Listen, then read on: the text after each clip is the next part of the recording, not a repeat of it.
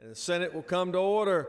Recognize the very distinguished senator from the 9th. Thank you, Mr. President. The journal has been read and found to be correct.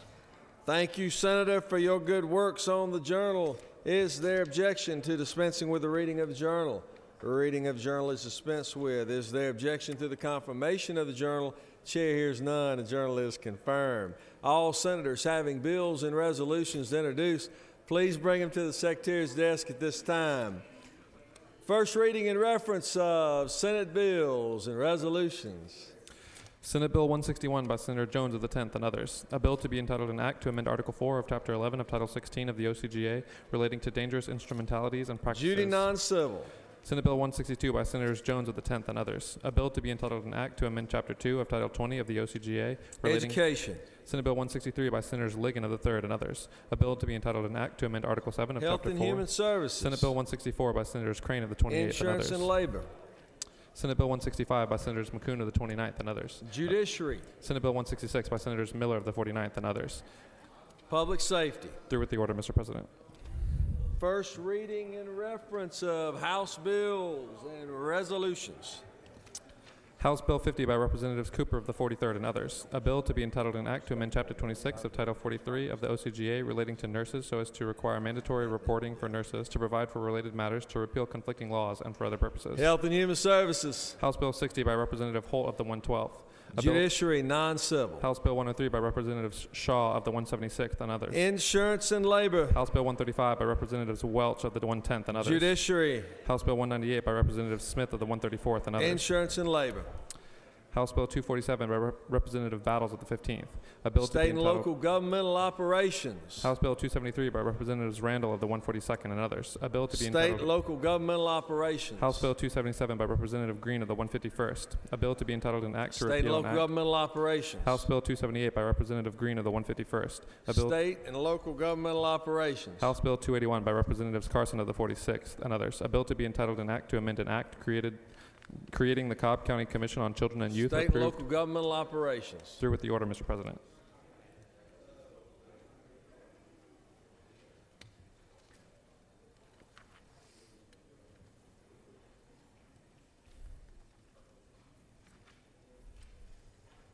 Clerk will read reports of standing committees.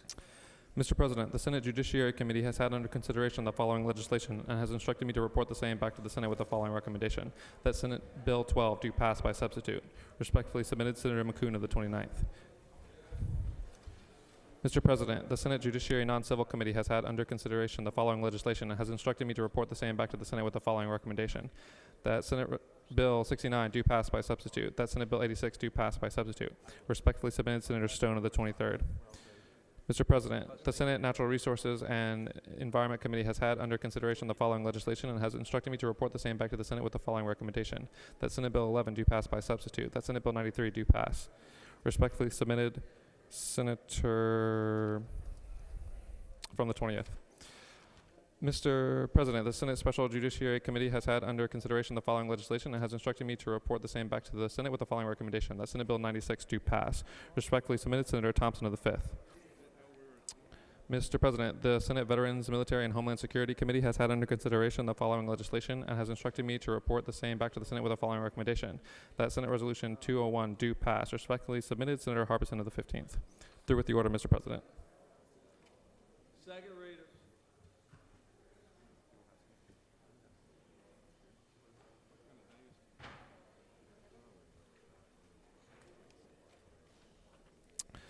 Senate Bill 10 by Senator Carter the 1st. Registered professional nurses provide continuing competency requirements as a requirement for license renewal. Senate Bill 13 by Senator Carter the 1st. Nurses require mandatory reporting. By Senate Bill 74 by Senator Loudermilk of the 14th and others. Firearms. Authorize persons between the ages of 18 to 21 to carry under certain circumstances. Provide issuance of a permit. Senate Bill 83 by Senator Gooch of the 51st and others. Counties. Support of paupers. Provide for cremation as an alternative for deceased indigents. Senate Bill 104 by Senator Ginn of the 47th and others. Community Affairs Department. Comprehensive plans of local government. Revise the minimum elements.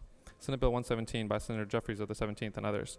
Blasting or excavating near utility facilities. Revise, add definitions. Senate Resolution 113 by Senator Jackson, the 24th, and others. Public property, granting of restrictive and non-exclusive easements for operation and maintenance of facilities, utilities, 16 counties. House Bill 57 by Representative Ramsey of the 72nd and others. Controlled substances, definition of Schedule 1, expand. Through with the order, Mr. President.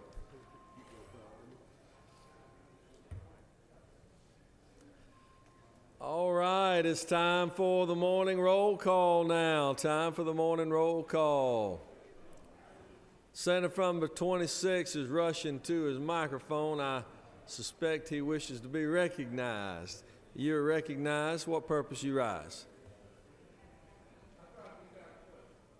Oh.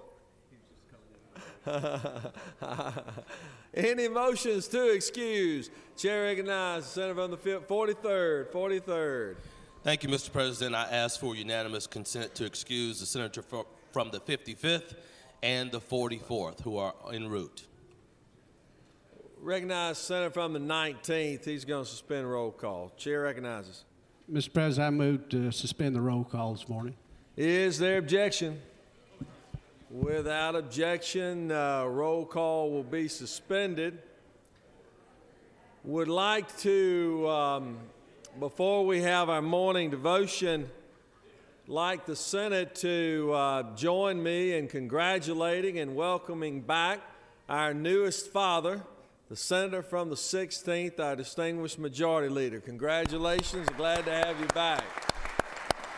The proud papa of a baby girl, Isabella. She's adorable, 22 inches long. I think great things are in her future around the basketball goal.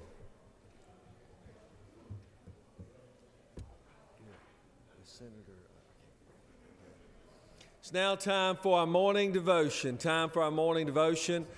Would ask that senators please take your seats and cease conversation. Doorkeepers, prepare the chamber for our morning devotion. And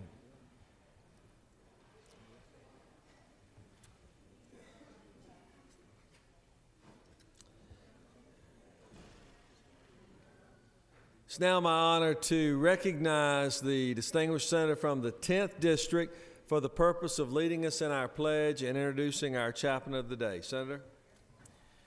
Thank you, Mr. President. I am honored to stand in for the senator from the 38th who had business outside of our chamber in introducing her pastor of the day. It is my great pleasure to introduce you today, Reverend Kevin Muriel.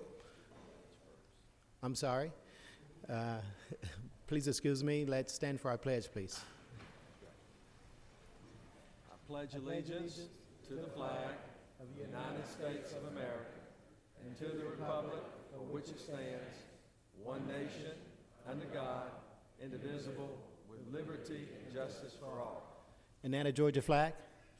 I pledge allegiance to the Georgia flag for the principles for which it stands, wisdom, justice, moderation. I love pitch hitting for senators, by the way, so let me reset. It is my honor to stand in today for the senator from the 38th as I introduce to you her pastor today.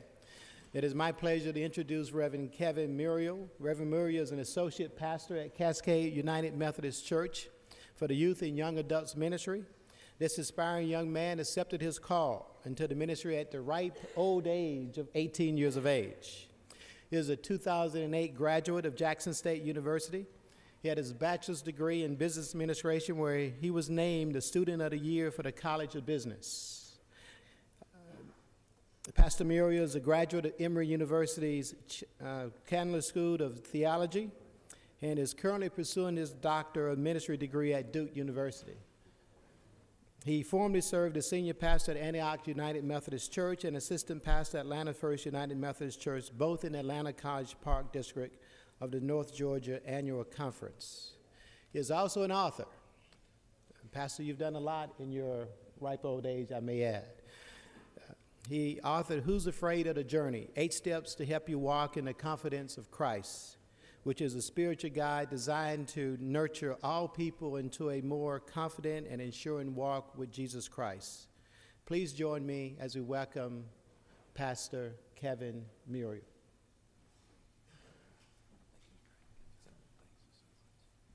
Good morning, and happy Valentine's Day to you all. I feel the love in the room already. To Mr. President, to Senator Jones, and to all of you who make up this great chamber of our Georgia State Senate. The year was 2003, and I was in high school, 16 years of age. It was the semifinals, and we were on our way to the state championship in a soccer game. Sudden death overtime, 35 seconds left to go. The opposing team scored, and we lost. I was the only African American on the field. And the young man from the opposing team, who was the team captain, came up to me and said, "I told you you should go back to where you came from." That was the edited version. It was in that moment that I recognized one thing that should never divide us, and that one thing is race. And as I got older, I began to realize a second thing that should never divide our people, and that is politics. Because as a great pastor once said, God does not ride the backs of donkeys or elephants, that he doesn't vote left or right, that he doesn't wear blue or red, but that God is a God of unity. And as such, our people should also be a people of unity.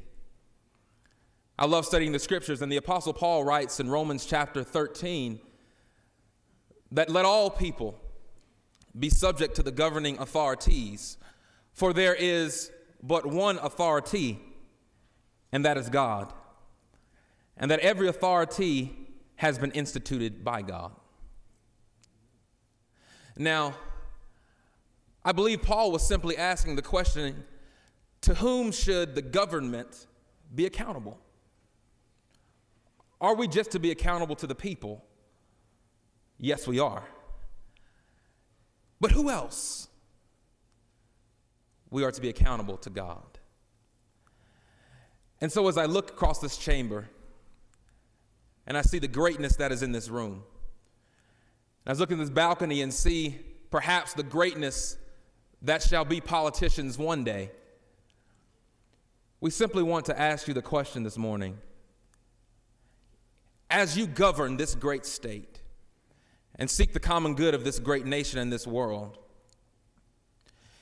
is what divides us greater than what unites us? And to whom are we accountable? And as you govern your lives, and as you govern this great state, to whom are you accountable? In closing, I played college football at Jackson State University, and before every game, before every practice, we would get together in the huddle, and this would be our encouraging word for every game and every practice. We would get together and say, this is the beginning of a new day, that God Almighty has given us this day to use as we will. We can waste it or we can use it for good. For what we do today is important, for we exchange the days of our lives for it. We want it to be good, not bad, gain, not loss, success, not failure, in order that we never, ever regret the price we paid for it. This is the beginning of a new day. Let us stand.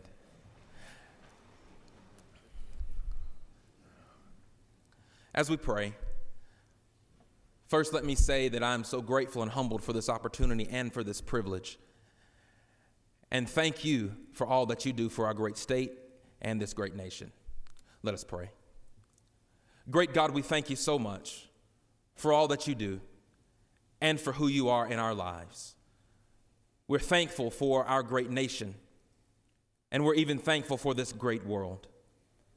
God, we pray that you might look upon our president and his family, that God, you might look upon all local and state governments, and Lord, more specifically, that you might look upon our great state of Georgia, that as this great Senate deliberates and converses around issues that are pertinent to our day, that you might give us all the awareness to whom we are accountable, and that is you. God, we pray that you might be with our governor, that you might be with our lieutenant governor, and that you might be with this great state. Guide us as we pray, and we thank you for all that you do. In your Son's name, amen.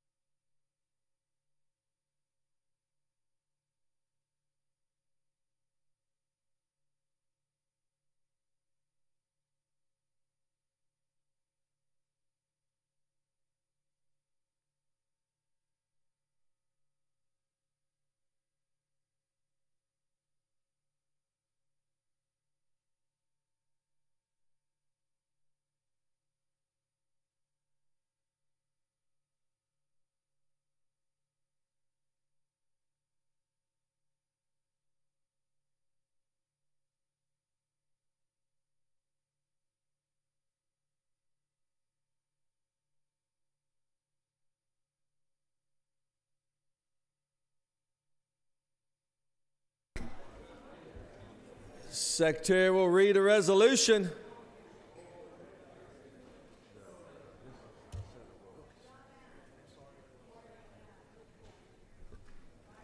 Senate Resolution 84 by Senators Wilkinson of the 50th and others. A resolution commending the Georgia Young Farmers Association and recognizing February 14, 2013 as Young Farmers Day at the state capitol and for other purposes. Whereas the Georgia Young Farmers Association was founded in 1971 to serve as the primary adult education delivery system for young Georgia farmers and today stands as the nation's largest affiliate within the Young Farmer Association network with 52 chapters and 4,576 members. And whereas the Georgia Young Farmers Association's public relations campaign, Got Food, Thank a Farmer, is being heralded as one of the premier outreach initiatives in Georgia's agriculture history. Now, therefore, be it resolved by the Senate that the members of this body commend the Georgia Young Farmers Association for its contribution to the welfare of the state and nation through its important work educating future farmers and recognize February 14, 2013 as Young Farmers Day at the state capitol. Through with the order, Mr. President. Is there objection to adoption of the resolution? The chair hears none, and the resolution is adopted. Great to have our young farmers here today. The senator from the 50th will speak to the resolution. I was surprised that he could still fit into that red coat, and I wasn't sure if it really was a young farmer red coat or one from Delta. But we're proud, certainly, to have him speak to the resolution, recognize Senator from the 50th. Thank you, Mr. President. I did go to a young farmer convention once, and if you'll just learn the gate numbers out there at Hartsfield Jackson, you can make some money with these jackets on.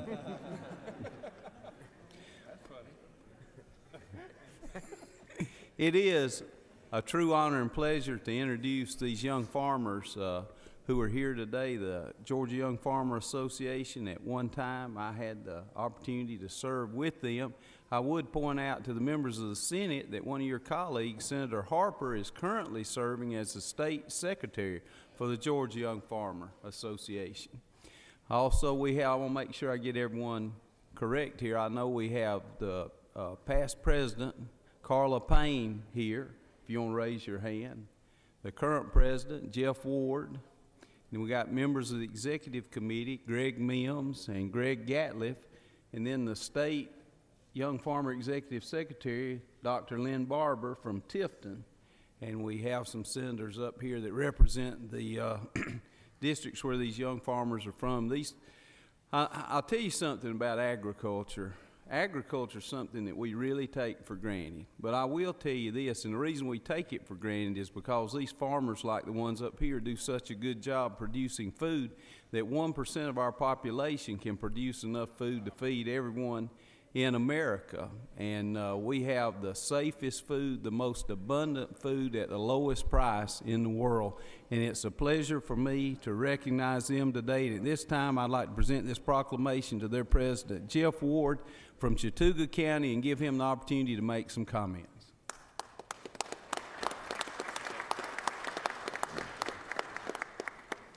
First off, Mr. President, thank you for allowing us to be here, and Senator Wilkinson, Senator Harper. We appreciate the opportunity to be here. There are very few jobs that I can think of that you don't have some sort of continuing education. Farming is one of the jobs where continuing education is very limited.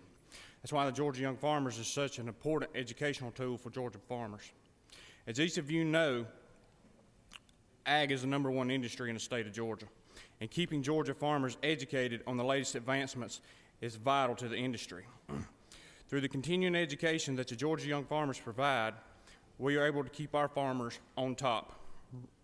On behalf of our 52 chapters and 4,500 plus members, we want to say thank you for your continuing support and invite you to come for our luncheon at the depot today.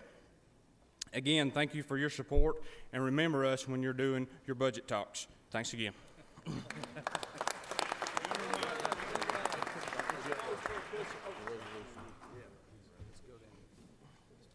Picture down on the steps there, guys.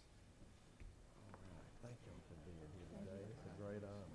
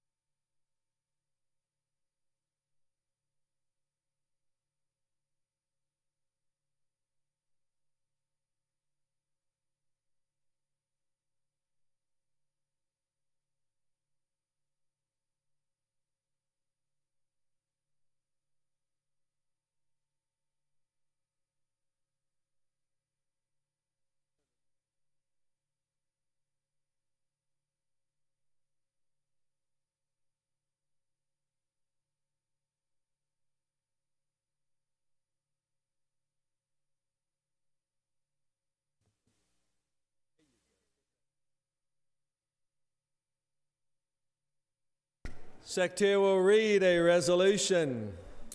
Senate Resolution 183 by Senator Miller of the 49th and Wilkinson of the 50th. A resolution recognizing February 14, 2013 as Gainesville Hall County Day at the Capitol and for other purposes. Whereas with an estimated current population of 185,000, the Gainesville Hall County area is considered one of the fastest growing metropolitan areas in the United States. And whereas the Gainesville Hall County area is an exciting place for international business entrepreneurs, sports lovers, students, and nature enthusiasts. And whereas Gainesville Hall County residents have access to nationally recognized health care through their physicians and staff at Northeast Georgia Medical Center, the state's #1 cardiology hospital, which serves the health care needs of more than 750,000 residents across 13 counties in Northeast Georgia. Now, therefore, be it resolved by the Senate that the members of this body recognize February 14, 2013 as Gainesville Hall County Day at the Capitol. Through with the order, Mr. President. Is there objection to adoption of the resolution? The chair hears none. The resolution is adopted. Nobody does a better chicken box, I can tell you, than Gainesville Hall County. We appreciate so much the Chamber of Commerce and all in which they do. And to speak to the resolution and recognize this wonderful platform guest, I call upon the distinguished senator from the 49th District. Thank you, Mr. President. It gives me great pleasure to welcome the folks from Hall County here on the shores of Lake Lanier to the Piedmont of Blue Ridge Mountains. Gainesville Hall County is the hospitality and poultry capital of the world, home to such business as Kubota Industries, Northeast Georgia Hospitals, ZF Industries, many, many more, Wrigley's Chewing Gum, oh, Milton Martin Honda. Almost forgot that one. I would love for my Senate colleagues to get a warm Senate welcome to the folks in the gallery from Hall County. Would you please stand?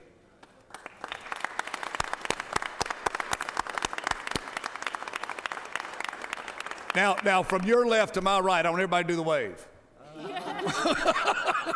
Thank you. Now you can sit down.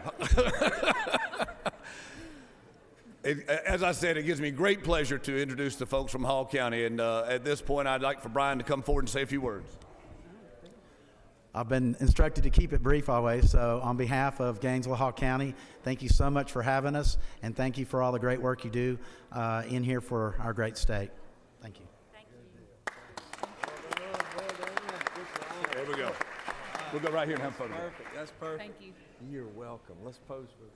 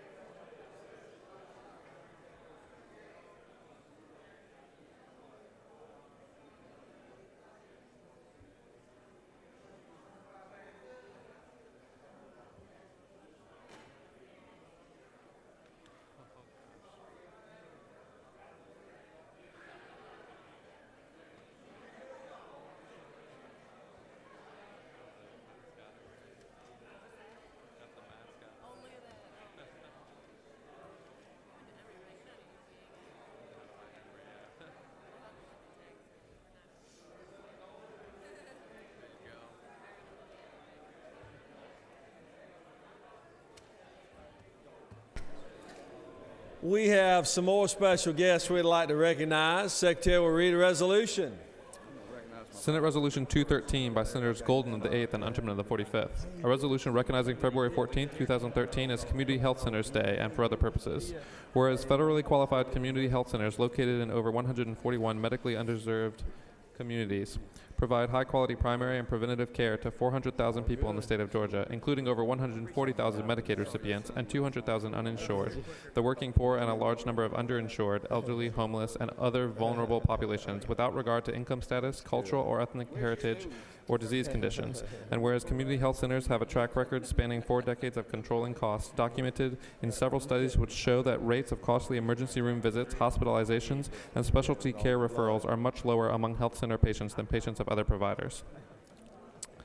And whereas community health centers have been innovators in the establishment of patient-centered medical homes, provided access to quality care and continuity of care for the patients they serve. And whereas community health centers deserve commendation for their valuable contributions in expanding access to health care, their outstanding record of service, and their dedication to improving health care and the health status of all Georgians. Now, therefore, be it resolved by the Senate that the members of this body recognize February 14, 2013 as Community Health Centers Day. Through with the order, Mr. President. Is there objection to adoption of the resolution? The chair hears none.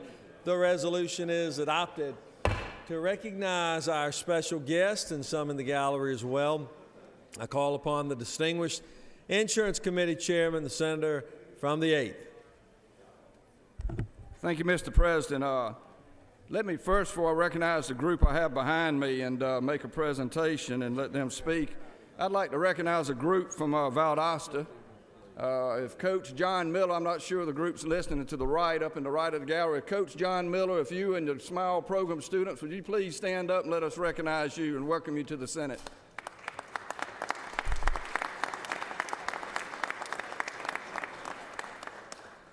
The SMILE program actually stands for Student Mentoring and Life Education, and John is a longtime friend of mine from Valdosta, and he has worked with these kids and sent most of them on to college and to a great life, and it's all a volunteer mission, and I wanted to recognize him. Thank you, Mr. President, for allowing me to do so. I also have the distinct pleasure today also recognizing this group behind me because today is Community Health Centers Day at the Capitol. I'm pleased to have the leadership of the Georgia Association of Primary Care here on the floor with me. GAPHC is a member association for all community health centers in Georgia. Community health centers are one of the largest safety net providers for primary care and an integral part of Georgia's health care delivery system. And they just celebrated 35 years as an association. How about giving them an applause and congratulations for 35 years of a job well done. As I said, today is Community Health Centers Day in Georgia, and our patients throughout this state cannot do without it and cannot do without this great group. On your desk is a handout of the highlights of this significant health care partner, along with a small token saying Happy Valentine's Day to the Senate. With that, I will ask the President, Stephen Miracle, to come up and make a few remarks. With him, he has Carla Belcher, Terry Brown, and Gary Polk. And I also have the Senator. Is he standing up behind me? I've lost him. Senator Harper is up here with me, and as well as Senator Lucas. And if you would, Stephen, we'd like to have you say a few words. Great. Thank you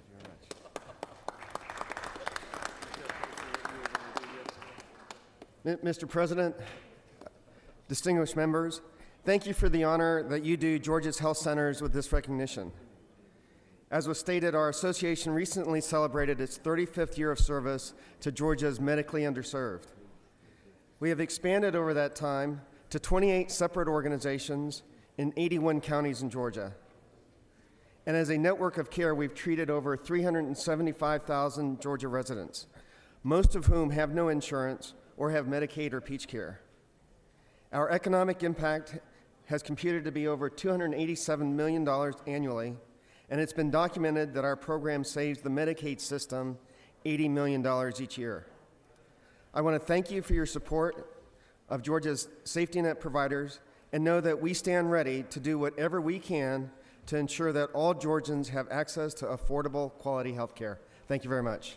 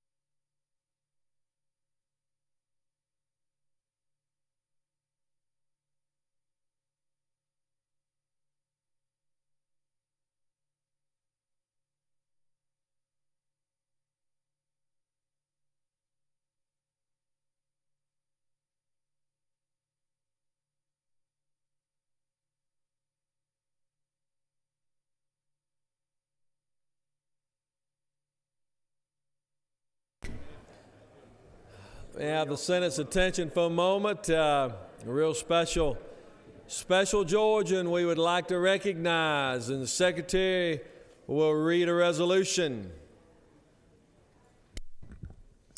Senate Resolution 168 by Senators Cowsert of the 46th and others. A resolution recognizing and commending Dr. Michael F. Adams on his extraordinary accomplishments as President of the University of Georgia and for other purposes. Whereas Dr. Michael F. Adams has served as President of the University of Georgia, for the first state-chartered university in the United States since 1997. And whereas UGA's athletic teams won 27 national championships and 58 Southeastern Conference titles, and 125 national individual titles were earned by Georgia student athletes. And whereas UGA began MD education in Athens in partnership with the Georgia Regents University, opening the UGA Health Sciences campus in 2012 on the 60-acre former campus of the United States Navy Supply Corps School. And whereas he has personally or on behalf of the university received more than 50 awards in higher education, including the Knight Foundation Award for Presidential Leadership and the James T. Rogers Award, the highest honor bestowed by the Southern Association of Colleges and Schools. Now, therefore, be it resolved by the Senate that the members of this body recognize and commend Dr. Michael F. Adams on his extraordinary accomplishments as President of the University of Georgia and his contributions to higher education and the citizens of Georgia. Through with the order, Mr. President. Is there objection to adoption of the resolution? The chair hears none, and the resolution is adopted. It really is a great honor to have Dr. Adams with the Senate today. I would like to just say briefly that obviously, we're extremely proud of our wonderful land-grant institution, the University of Georgia, and all the great accomplishments in which we have seen through this wonderful university. But we have an individual that has been a great leader, provided phenomenal vision for this institution, taking it to another level. We will miss him deeply when he finally does retire. But we know that he will not be too far away, and we appreciate not only what he has done, but what his legacy will continue to endure for generations to come. To speak to this resolution, it's my honor now to call upon the distinguished Higher Education Committee Chairman from Athens, the Senator from the 46th. Thank you, Mr. President.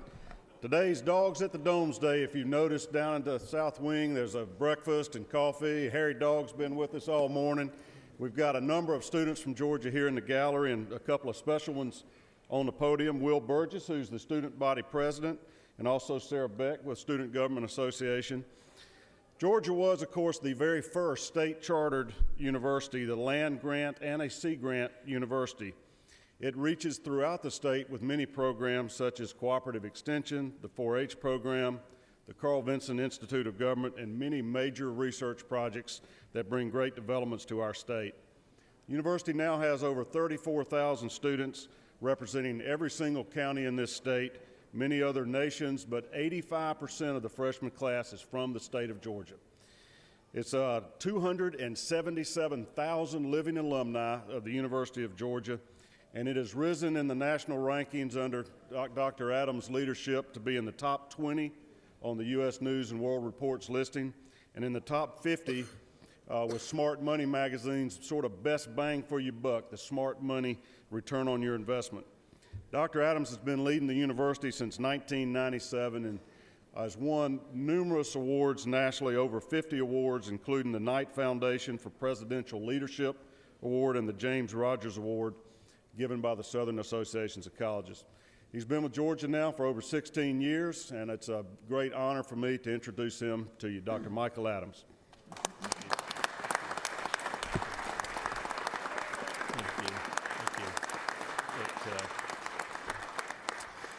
Thank you, Senator Cowsert, and certainly to the Lieutenant Governor, to Mr. Schaefer, the Pro Tem, to Senators Ginn and Staten and others who are up here with me. It's always an honor for me to be here with you. I'm especially appreciative of this recognition. I know full well that it comes because of the university and not because of me personally. It's because of these young people and their faculty who are in the gallery this morning that we all get up every morning and do what we do. And I'm grateful for your partnership over the last 16 years. Many of you have been great friends. Some have been in the foxholes when we've had a battle or two to fight. I continue to believe that the future of this state, of your districts, of your hometowns, is very much tied to the success and the educational capacity of the flagship university. Many of you are alum. Even if you're not an alum, you are impacted every day by the land grant, sea grant status, and the impact that we have throughout the state. So we are where we are today because we have historically had wonderful support in this body and in the body across the hall. And no matter who sits in my chair, our success or our failure going forward, frankly, is a mutual success. So when you hear about the accolades, I hope that you will take some personal pride in what many of you have done to help make this possible. It's been a wonderful 16 years. It's been a labor of love for Mary and me. As Senator Calsert mentioned, I'm honored to have the president of the Student Government Association and Sarah Beck here with me. My son David, many of you will remember, he worked for this body many, many years ago before practicing law. Harry Dog is here, and Matt Winston of my staff, who's traveled thousands of miles with me, that many of you know. So it's an honor to be here, and I appreciate this special recognition this morning. Thank you very much.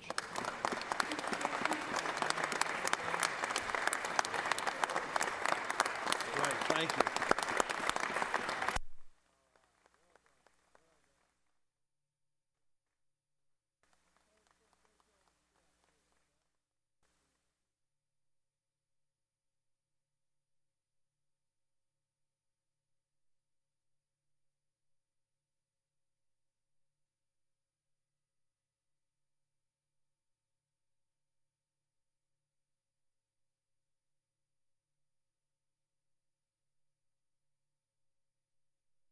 Are there any unanimous consents?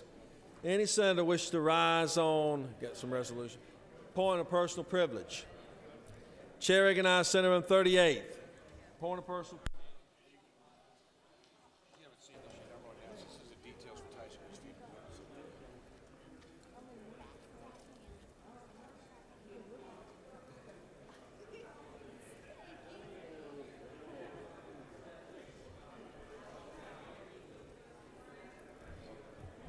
Good morning, colleagues. Now I want to start off by saying thank you so much for taking care of my minister this morning, seeing that I was absent. He said that you took care of him very well, and I'm very appreciative for this body for doing that. As our president visits one of our country's many successful pre-K programs today, located right here in Decatur, Georgia, it is time to focus on the importance of the pre-K program and the significance of making it accessible to all children. Pre-K is one of the single best investments we can make as a state. The success of the program and of students who went through a pre-K program is a testament to that fact. Research has continually confirmed the educational programs benefit pre-age students of all income levels and leads to improved early reading performance. These programs are especially effective for children from low-income households, which is critically relevant here in Georgia, since 1 in 4 Georgia children live at or below the poverty level. When children do not have access to early education, they begin their lives a step behind, and many of them never catch up for the rest of their lives. Even though early education is a proven investment, the only funding for the pre-K programs in Georgia is a small percentage of lottery funds. Tax credits for big corporations may or may not produce a return on investment, but Georgians are socially, economically, and personally tied to the success of our children.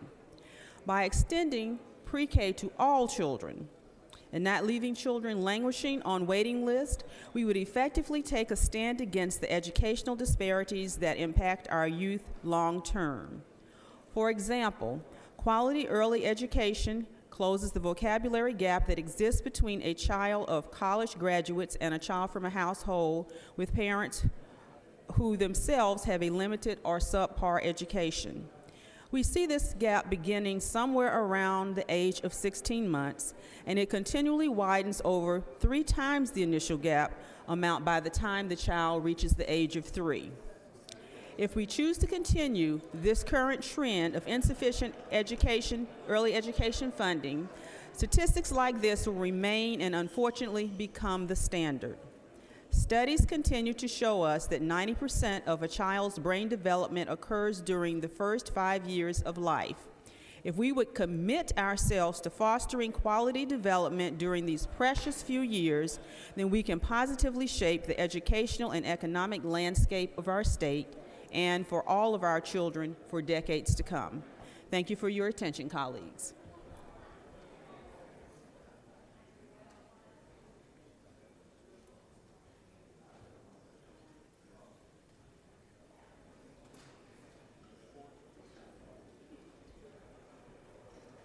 Chair recognizes Senator from the 40th on a point of personal privilege. Please give the Senator your attention.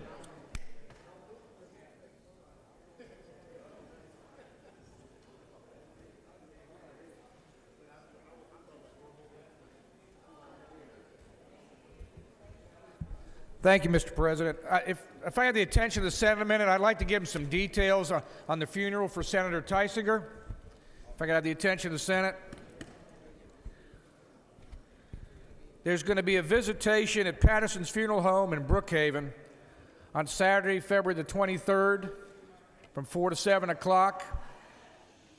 The actual service for Senator Tysinger will be Sunday, February the 24th at 3 o'clock at St. Luke's Presbyterian Church in Dunwoody. And I guess the only thing I'd like to say about Senator Tysinger, number one, I'm very thankful we had him down here last year to honor him for his 90th birthday. And number two, if this body ever had a role model for a senator, it was Jim Tysinger. Thank you, Mr. President. Chair recognizes Senator from the 34th for a point of personal privilege. 34th.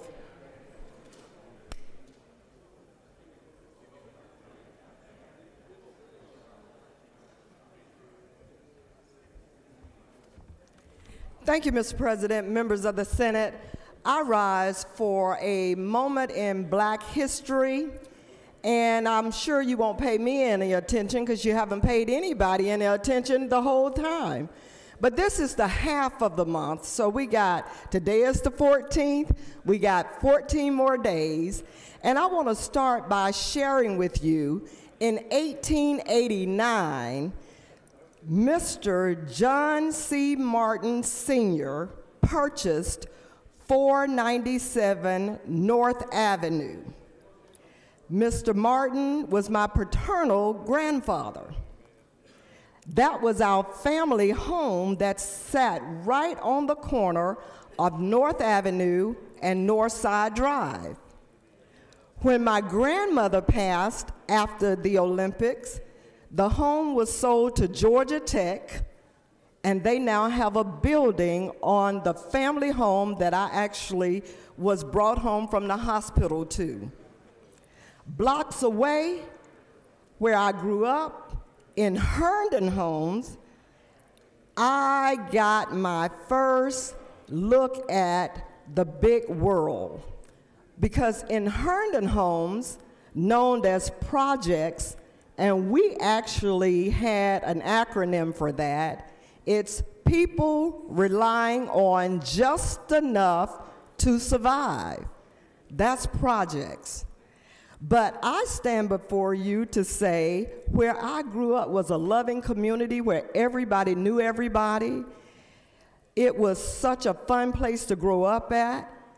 And it was named for A.F. Herndon, who the senator from the 44th spoke about in her Black History moment. From A.F. Herndon Elementary School, I attended H.M. Turner High School. The senator from the 39th spoke eloquently about H.M. Turner. Also, I ended up graduating from Frederick Douglass High School. And many of you know of Frederick Douglass, who was an abolitionist. He chose today as his birthday. You see, being a slave born in slavery, he was born in the month of February. Different people have written different dates for his birthday, but he himself chose the 14th of February to be his birthday. And I think that was because he loved people. I bring you all of this because in Atlanta, during the time I was in elementary school, the transition from Turner High School to Frederick Douglass High School opened. I went to H.M. Turner High School. That shows that in this city, that I'm proud to call my hometown, has rich history for not only the projects Herndon Home, but the elementary school education for A.F. Herndon. We have a number of schools already named for historians for blacks. And I, as a product of Atlanta Public Schools, am proud to say that I attended those schools. But watch this. Guess who was the superintendent of schools when I graduated from high school? Yep, you guessed it. Dr. Benjamin E. Mays. Wow, such rich history coming from the city of Atlanta that this senator who is not a teacher nor a preacher, who is not a doctor or a lawyer, but who is the wife of one, the mother of two, and the grandmother of four, who has an opportunity to serve with each of you, casting just one vote like each of you, even though she came out of Herndon Homes Housing Project. I think today, this moment in history needs to be told simply because if we don't tell our own story, somebody else will tell it for you. Now, what has happened is in 1992, I ran for office for the very first time. And in 93, I had the awesome opportunity to serve as the first African American to serve Clayton County on the Board of Education. Now, my mother, who passed in 99, used to say it's a sorry dog that won't wag his own tail. So I'm just letting you know that in 1992, we are still breaking barriers, still opening doors right here in Georgia, in the metropolitan area. I am so glad you all decided to listen to me this morning for This Morning in Black History. I am honored to serve with each of you as one member of the 56 in this awesome body. Mr. President, I'll yield the will. Thank you, Senator. Chair recognizes the senator from the 55th on a point of personal privilege.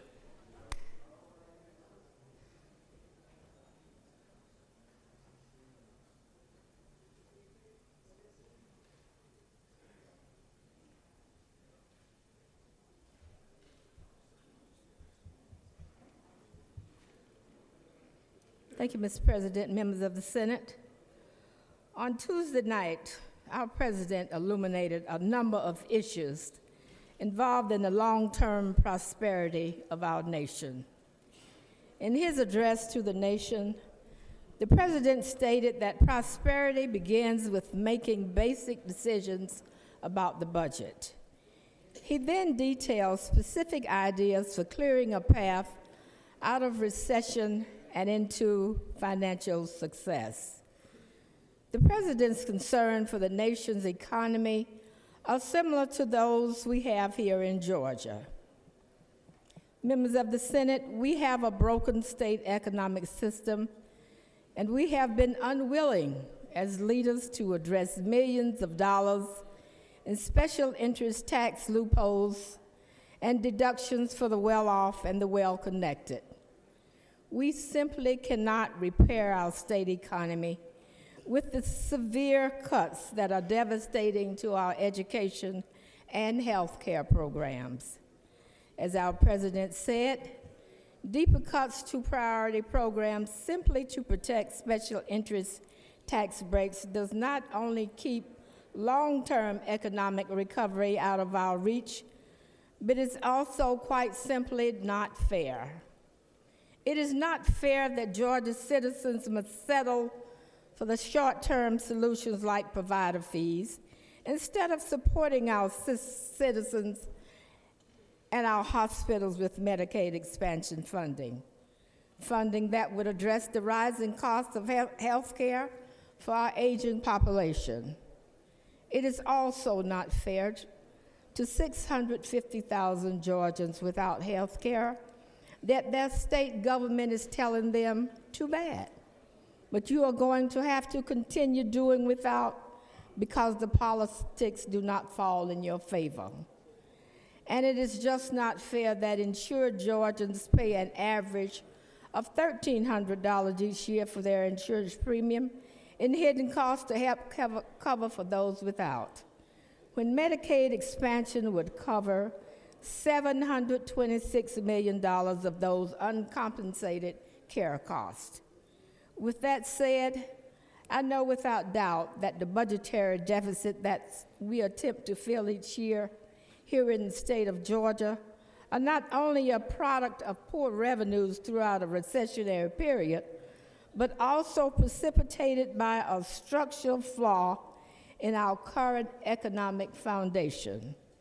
Because economic policy for Georgia travels far outside the boundaries of fairness when we reject an economic stimulus of $33 billion federal dollars that would increase health coverage for those in need and produce a wealth of non-exportable jobs while simultaneously doling out $7 billion in tax credits annually.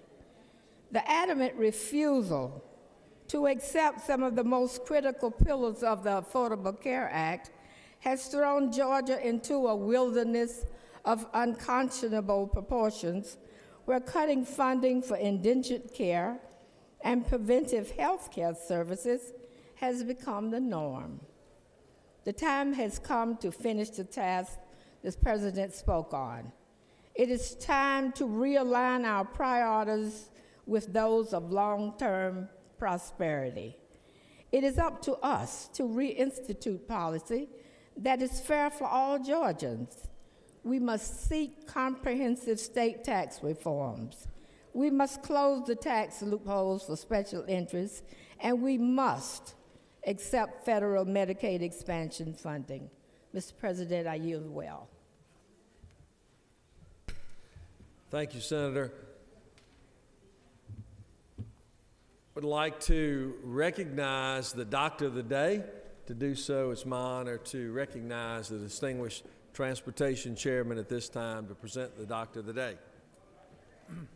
Thank you, Mr. President. Good morning, Senators. It's a privilege to welcome one of my constituents all the way from Blue Ridge, Georgia. She lives in Morganton, Georgia, in fact, Dr. Daniela Rojas. Dr. Rojas is a native of Columbia. She's board certified in family medicine, and she's a member of the American Academy of Family Practice. She earned her medical degree in Bogota, Colombia, and she conducted her residency at Albert Einstein College of Medicine in New York. She is affiliated with Georgia Mountain Health Systems in LJ. Dr. Rojas is fluent in Spanish and Portuguese. She resides in Morganton, Georgia with her spouse and her 2 children. Please give a warm welcome to Dr. Rojas into the Senate today.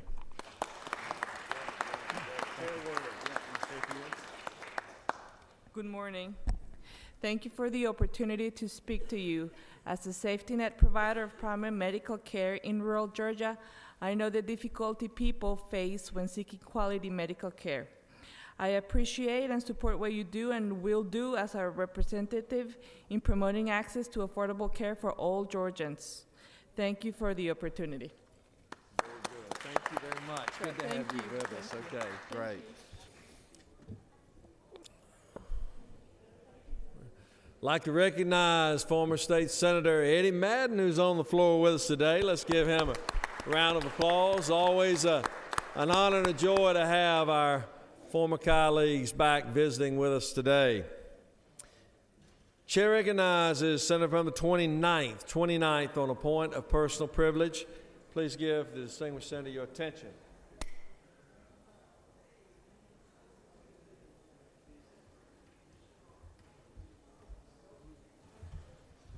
Thank you, Mr. President. I just want to take a moment to echo the sentiments expressed by the senator from the 15th yesterday as the Department of the Army considers its programmatic environmental assessment for Army 2020 force restructuring. There are two alternatives that are being presented for reduction of both active duty and civilian personnel at Fort Benning. One of those alternatives would result in a loss of 7,100 civilian and military personnel from Fort Benning. And of course, there's been an awful lot of investment undertaken to support the current force structure at Fort Benning. Over $3.5 billion in infrastructure construction, refurbishment, and modernization of facilities in order to create the Maneuver Center of Excellence. Over $300 million for a new 75-bed, 750,000 square foot Martin Army Community Hospital. $57 million for an interchange into Fort Benning. A $70 million expansion of I-185 from 4 to 6 lanes leading into Fort Benning. An E-SPLOST in Muskogee County, raising $223 million to provide for additional schools for the children of soldiers, civilian personnel, and defense contractors. And just to give you a little taste of what that reduction of 7,100 would mean for that region, it would mean a loss of 17,800 people. It would represent a 5.75% drop in population in the region, over a 3% loss of sales volume, a 5% drop in regional income, and a 6% loss in regional non-farm employment.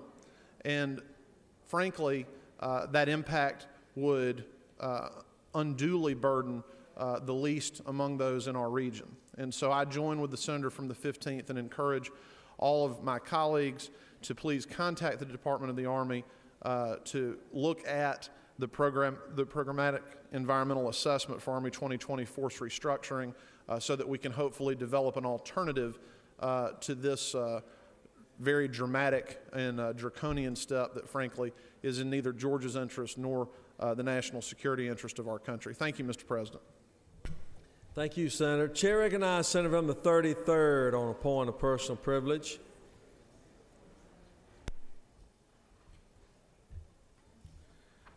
Thank you, Mr. President, ladies and gentlemen of the Senate. As I was seated here just a minute ago and noticed that I wasn't here, I found out when you press your button for personal privilege or to speak, you're here. It automatically does that on the computer. But I had a lucid moment, and I thought I'd share with you one or two thoughts. I've had the opportunity of serving under 6 governors, and I've had the opportunity to know 11 of Georgia's governors.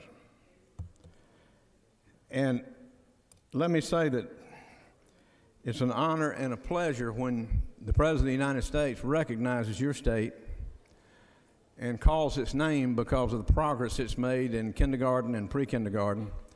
It started with the governor I came in to join, George Busby. It was his initiative initially. Several other governors have really expanded the program. I know that according to my chairwoman, as she said this morning, we need to do more in pre-K. But it's quite a pleasure to hear the name Georgia mentioned in the State of the Union address by the President of the United States. And the other thing, that's something I noticed. One other thing I wanted to say, and I just want to admonish you that it may be a good idea in the future, because I have always felt this way, and I hope that you do too. After the first Tuesday, on the Wednesday after the first Tuesday, every other 2 years, which would be every 4 years, there's a woman that we honor as our president or new president of the United States.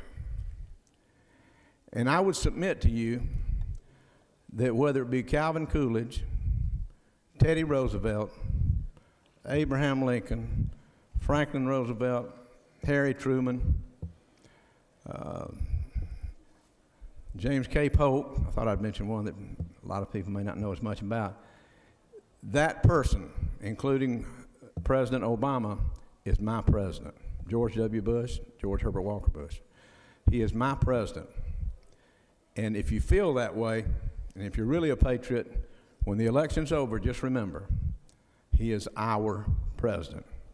And he is the person you should pray for either 4 or 8 years, because there he represents us to the world. And that office is to be respected. I just kind of want to remind everybody that's a good way to look at things.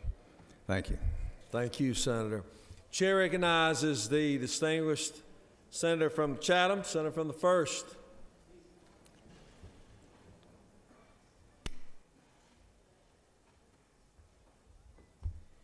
Thank you, Mr. President. Just wanted to, senators, recognize today is VIP Day, Very Involved Pharmacists, and we have over 700 pharmacy students and pharmacists from across the state visiting our capital today, including one of our own, our former state senator Eddie Madden, who is also a pharmacist who is here. I also want to recognize the senator from the 54th who was honored today as Legislator of the Year by the Pharmacy Association. But I want to welcome all of the pharmacists. We have some of them up here in the gallery today. Welcome to your capital. Thank you for being here.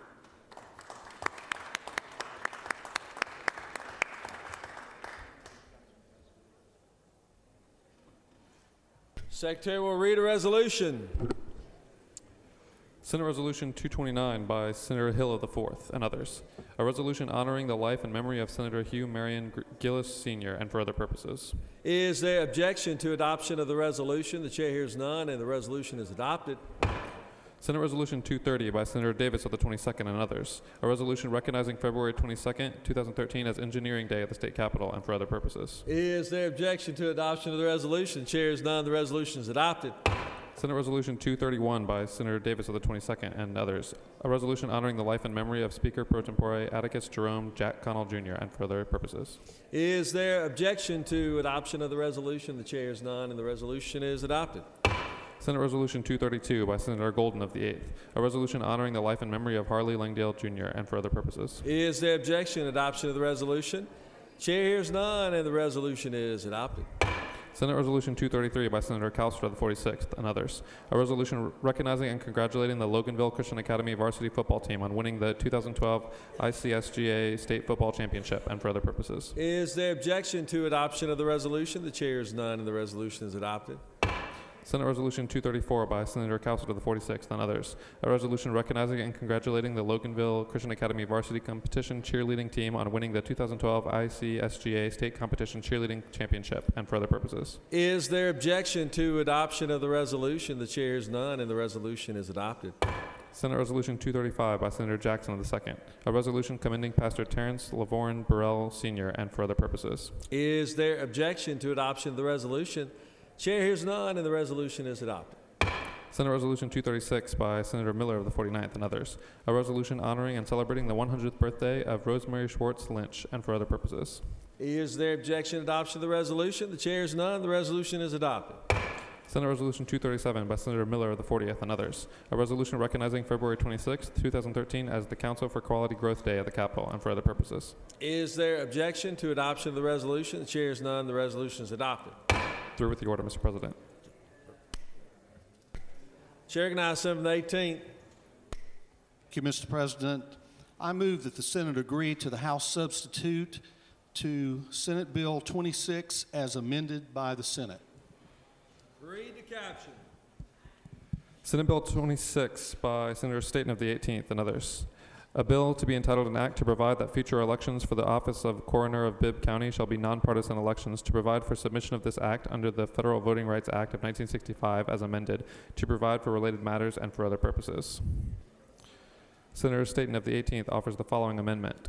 Amend the House substitute to Senate Bill 26 by revising lines 6 and 7 to read as follows. Elections for the office of probate judge of Bibb County shall be nonpartisan elections, to provide for submission of this act under. By revising line 16 to read as follows. Nonpartisan elections shall be held on the election date provided for by said code section. By revising lines 45 and 46 to read as follows. Section 21-2-139 of the OCGA. Such nonpartisan elections shall be held on the election date provided for by said code section immediately preceding expiration of the term of.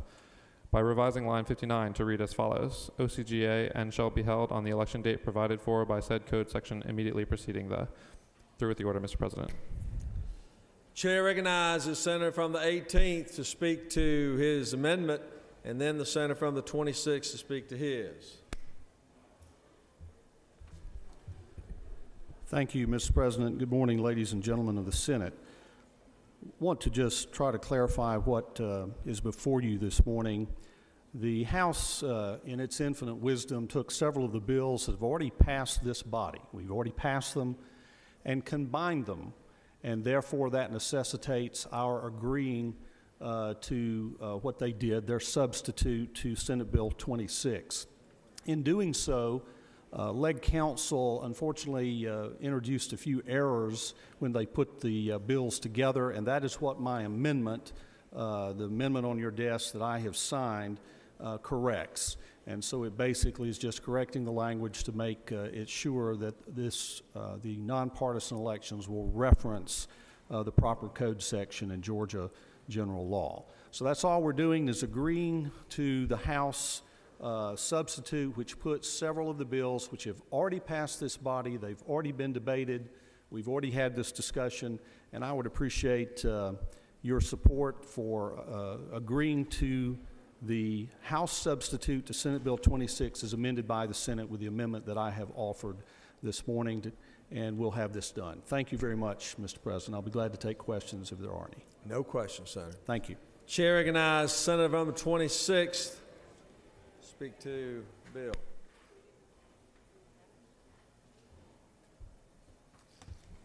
Thank you, Mr. President. And to my warm, close, and trusted friend, the other senator, this day will go down in infamy. A dark day in Georgia. Because this is about race, ladies and gentlemen. That's all it is about. For over a year, I've waited to come back to the General Assembly. My good friend, the senator and his colleagues across the hall made a bona fide effort and raised more money than you can shake a stick at to make sure that I did not get here. And it was because of a nonpartisan election that we have in our Georgia code that says that anytime we have a vacancy. Yes, I lost, but that was part of the process. I didn't make it, but I participated in it. We came back, and yes, I was elected 3-1 against the one that they handpicked so they could pass the kind of bills that they wanted to pass. And yes, I have a problem with it because it was folks that looked like me, that represented the people that I represented, that cut this deal. And then last week got over in the well and said that they lied to him. That they lied to him. They agreed with the senator from over here. And they agreed with the Cheddar's man over there.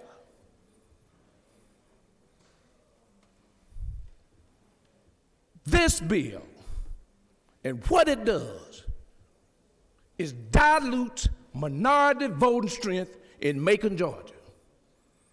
Now, if you got a problem being a Republican, say you got a problem. I put D in front of my name because of the principles that I believe in, and I would assume that you put R in front of yours because of those same principles that you believe in. But now you don't want nobody to know who you are. This is about those folks in Macon, Georgia. Ladies and gentlemen, I live in Macon. This senator doesn't live in Macon. Neither does the other senator.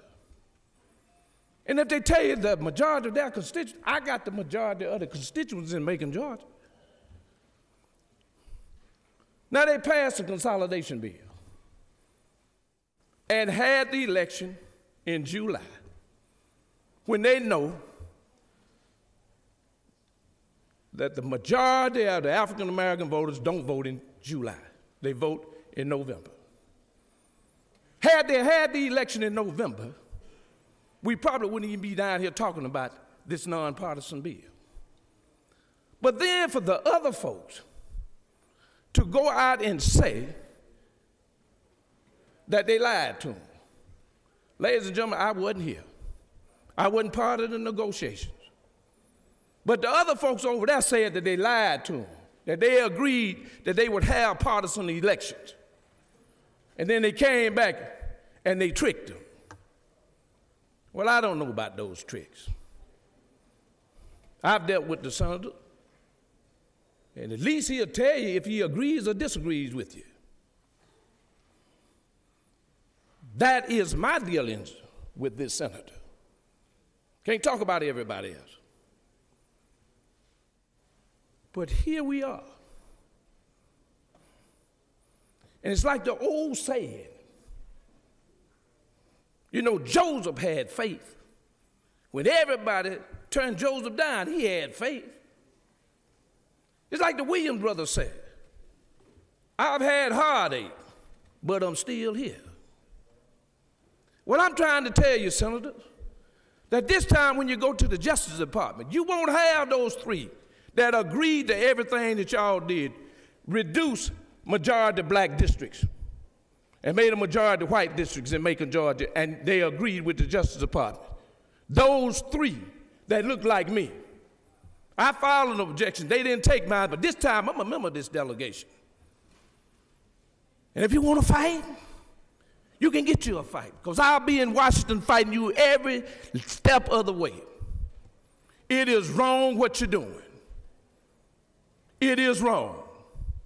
You have taken a community, you have split it and said we want efficiency in government, and now they got to pay 3 taxes, not 1. City, county, and Board of Education, not 1 tax. And then you reduce the number of black elected officials. And now here you come with this bill to dilute voting strength in the black community. Yes, there is something wrong in 2013. As we talked about black history, and I talked about those folks who were expelled from this body because of color. And now here we are. Well, what are you doing if you're not doing it, Senator?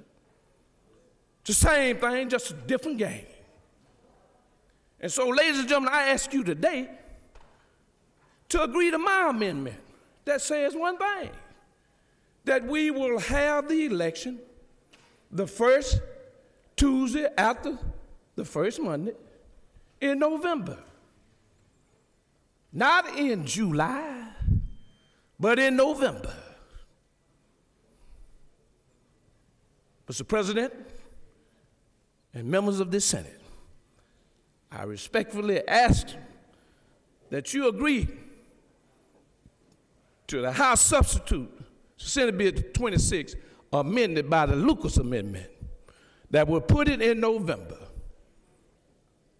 Because if not, this ain't no threat, y'all. This is a promise. I'll be in Washington, and I will fight you. The senator from the 26 will need to make a motion. Go to the desk. The motion to agree as amended to, what is it, how? To the Senate amendment to the House substitute. Agree to the House substitute as amended would be your motion. You want to make that? Mr. Speaker, I move that the Senate agree to House substitute to Senate Bill 26 as amended by the Lucas Amendment. All right.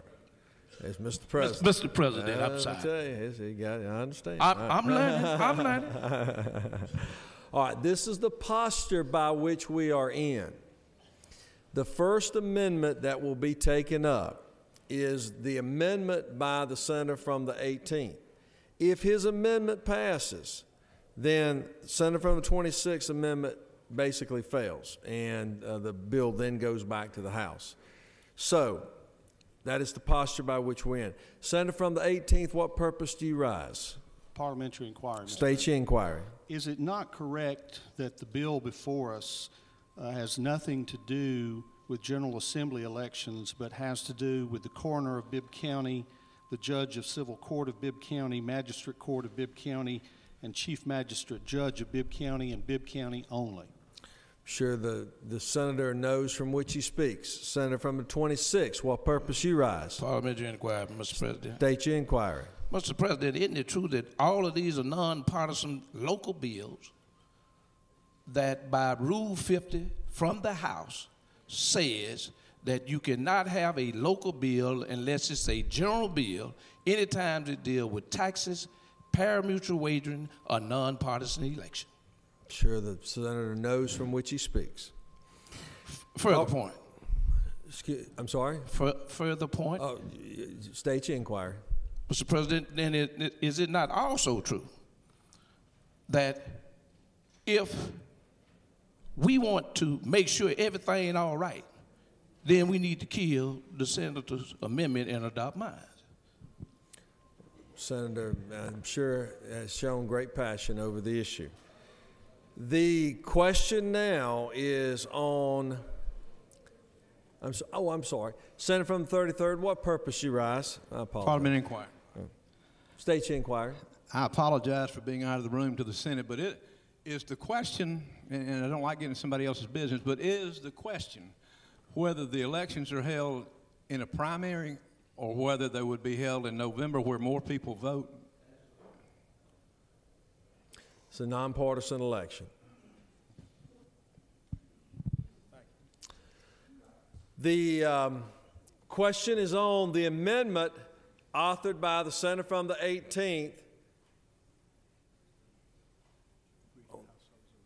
to greet as House sub is amended, but I'll put it on the machine, right? All those in favor will vote aye. Those are opposed, vote no, and the secretary will unlock the machine. This is agreed to the House substitute as amended by the senator from the 18th. Not the amendment authored by the senator from the 26th, just the 18th.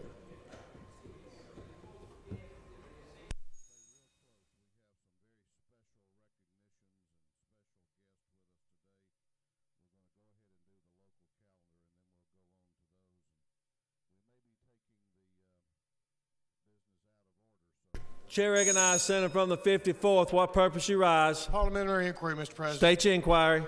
We are acting on the AM 25-1306. Is that correct? That is correct. Thank you, Mr. President. This is the amendment authored by the senator from the 18th. If this amendment passes, then it will trump the amendment authored by the senator from the 26th. The bill will go back to the House. That is the posture by which we are in. On the motion to agree to the House substitute as amended, the yeas are 35 and the nays are 13, and the amendment has been adopted. Go back to the House. Secretary will read Senate Bill 97. Moving on to the general calendar. Senate Bill 97 by Senator Wilkinson of the 50th and others. A bill to be entitled an act to amend Article 2 of Chapter 8 of Title 2 of the OCGA relating to agricultural commodity commissions generally so as to create the Agricultural Commodity Commission for Beef, to provide for membership, to establish powers and limitations regarding assessments, to provide an effective date to repeal conflicting laws, and for other purposes. The Senate Committee on Agriculture recommends that this bill do pass. Senator Wilkinson of the 50th, Chairman. Chair recognizes the very distinguished senator from the 50th, Chairman of the Ag Committee.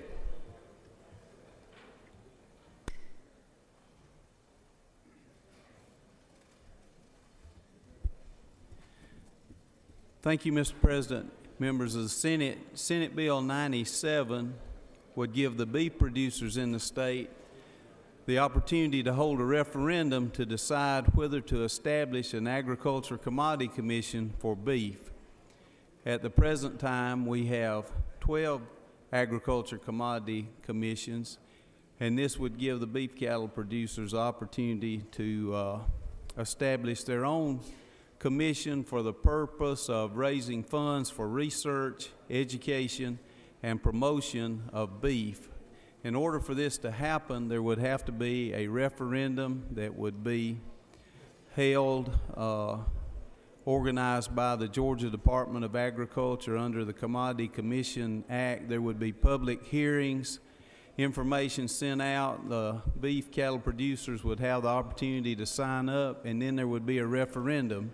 In order for the commission to be established, there would have to be a vote of 66% of the producers in favor, and then a vote would be held every 3 years thereafter to decide whether to continue the commission.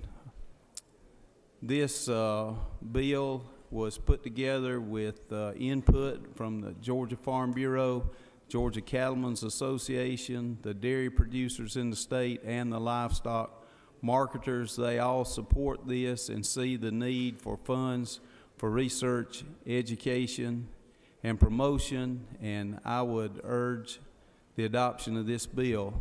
Mr. President, if there are no questions, I'll yield the well. No questions, Senator. Does any other senator wish to speak for or against the bill? Is there objection? Agreed. Report of committee which favor pass the bill. Chair hears none. Report of committee is agreed to. Shall the main question be now put? Are there any objections? Chair hears none. Main question is ordered. Shall this bill now pass? Question is on the pass of the bill. All those in favor of the bill vote aye. Those opposed no. Secretary, unlock the machine.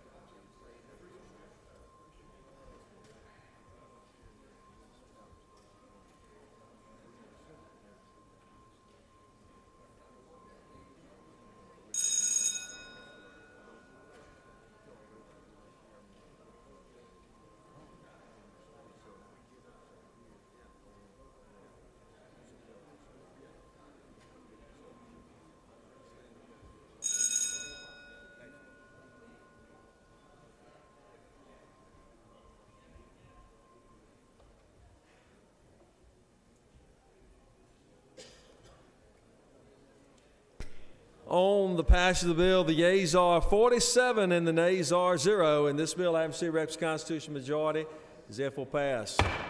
Secretary will read Senate Bill 87. Senate Bill 87 by Senator Skinn of the 47th and others. A bill to be entitled an act to amend Chapter 10 of Title II of the OCGA relating to marketing facilities, organizations, and programs so as to repeal the Roadside Markets Incentive Program, to repeal conflicting laws, and for other purposes. The Senate Committee on Agriculture recommends that this bill do pass. Senator Wilkinson of the 50th, Chairman. Through with the order, Mr. President. Chair recognizes the very distinguished Economic Development Chairman, Senator from the 47th. Present the bill. Thank you, Senator, for waiting at your desk and using the side aisle just like the rule requires.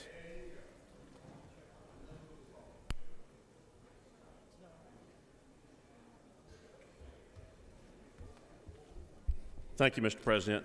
Thanks for not pointing that out to Senator from the 50th.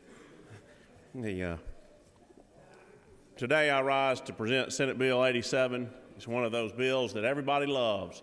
We like to see agriculture, and we like to see our farmers do well. One of the things that we've been blessed in our state with is agriculture is our #1 industry. Along those lines, we've got a lot of outlets for agriculture. This bill will remove a program that's never been funded by the Georgia legislature. Unlike my friend, the senator from the 7th, it's not very controversial, and I think we can move on forward with this. It's one that the department's requested. The Ag Committee passed unanimously, and if there are no questions, Mr. President, I'll yield the well. No questions, Senator. Does any other senator wish to speak for or against the bill? Is there objection? Agree on the report of committee which fail pass the bill. Chair is none. Report of committee is agreed to. Shall the main question be now put? Are there any objections? Chair is none. Main question is ordered. Shall this bill now pass? Question on the pass of the bill. All of those in favor of the bill vote aye. Those opposed no. Secretary, unlock the machine.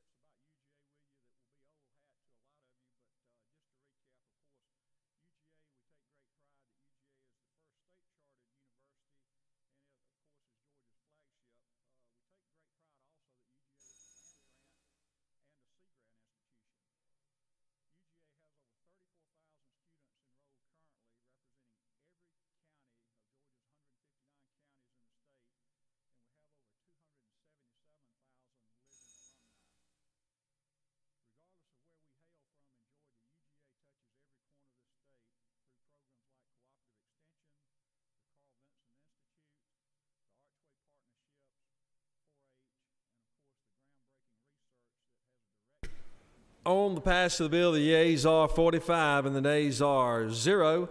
And this bill, having received requisite constitutional majority, is therefore passed. I'd like to congratulate the Senate on another good week of hard work and making us very, very proud. Thank you very much. Chair recognizes the senator from the 18th, the distinguished majority leader. Glad to have him back. Thank you, Mr. President. 16th. 16th, that's okay. All right. Some of us hadn't had much sleep lately, I understand. Mr. President, I move the Senate stand in recess until 5 p.m. and pursuant to H.R. 50, the Senate stand adjourned until 10 a.m. Tuesday, February 19th. Read the announcements. The 8 a.m. Education and Youth Academic Achievement Subcommittee meeting is canceled. Retirement will meet at 11 a.m. in 310 CLOB. Rules will meet upon adjournment in 450 CAP. Insurance and Labor Subcommittee will meet at 11:30 a.m. in 450 CAP.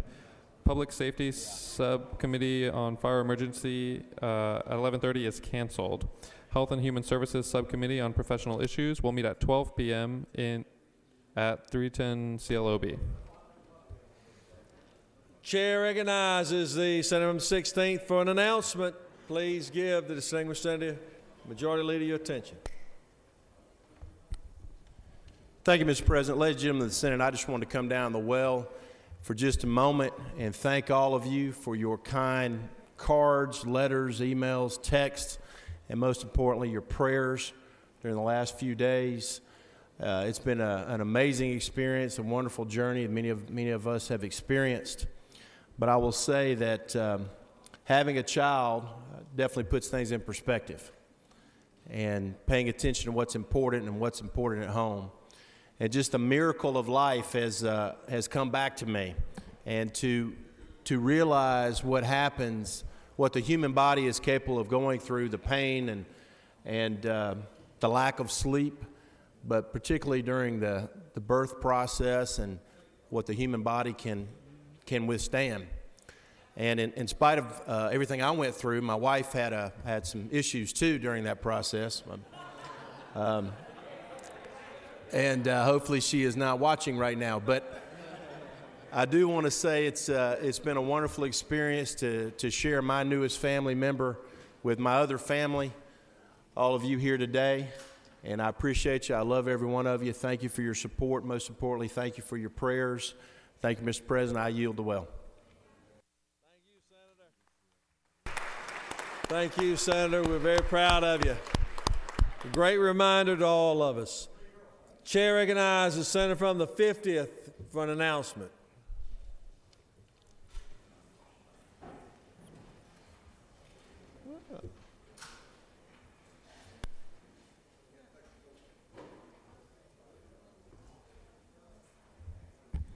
Thank you, Mr. President. I'd just like to remind everyone the young farmers have lunch at the depot. It'll be real good. I hope you'll have time to go by there.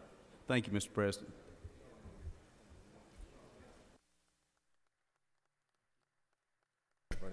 Chair recognizes the senator from the 4th, Appropriations Chairman, with an announcement. Please give me your attention. Thank you, Mr. President. For members of the Appropriations Committee, since we won't be in tomorrow nor Monday, let me remind you that Tuesday morning at 9, before we take in at 10, at 9, the Appropriations Committee will meet in 341 to vote out the amended budget. So if you're on the Appropriations Committee, please make your plans to be in 341 at 9 a.m. Tuesday morning to help us vote the amended budget out. Thank you, Mr. President. Thank you, Senator, for your good works on the appropriations budget. Just as a notice to the Senate, the House will be transmitting House Bill 80, which will be first read and assigned to Finance Committee. Just notification, that's why we're staying open until 5 o'clock, and then we'll adjourn and then reconvene at 10 o'clock on Tuesday. The Senator, the Majority Leader, has moved. All those in favor will say aye. All those opposed, no. The ayes clearly have it. We stand adjourned.